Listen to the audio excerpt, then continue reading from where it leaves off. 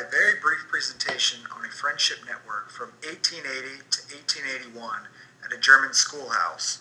The schoolhouse teacher conducted a study to determine which factors essentially influenced friendship and popularity amongst the students. I'll provide graphic visualizations that focus on number of connections between students and academic performance, as well as a few other factors. 53 students in this class.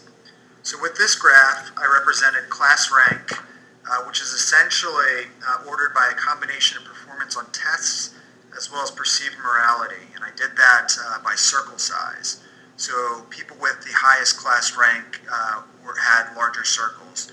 So Schlegel was ranked number 1 in his class, and he has the largest circle size.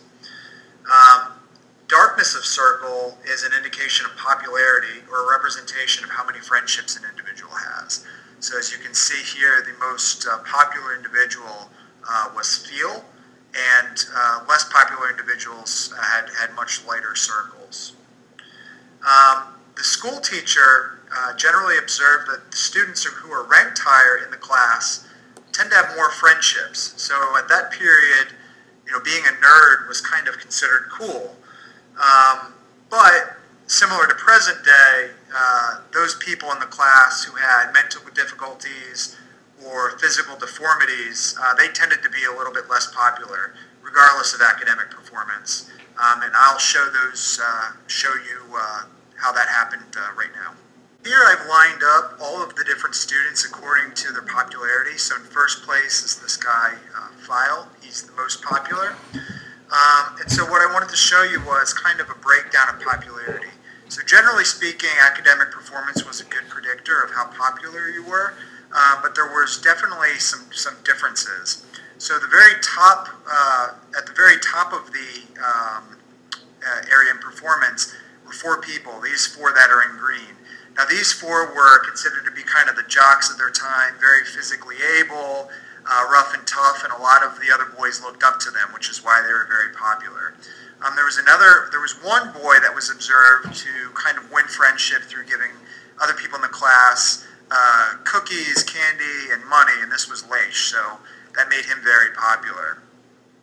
And then the schoolmaster observed that kids who were handicapped tended to be less popular. So you have 2 here that are fairly popular, but as you can see, the handicapped kids and the kids with mental difficulties tended to be towards the bottom.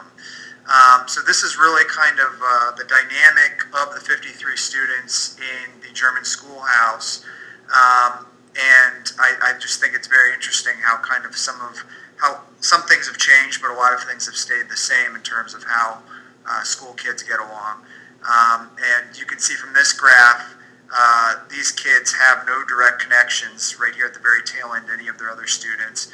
But generally, less popular kids tend to have relationships, as you can see, with people that are more popular than they are.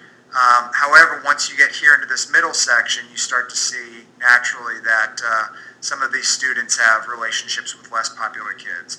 So the geeks or the nerds, if you will, don't really kind of cluster with one another. They tend to kind of be upwardly mobile when looking for friendships, whereas people, once you get into this mid-range, they tend to diversify their relationships. They do aim more upstream, but they also have some downstream relationships as well.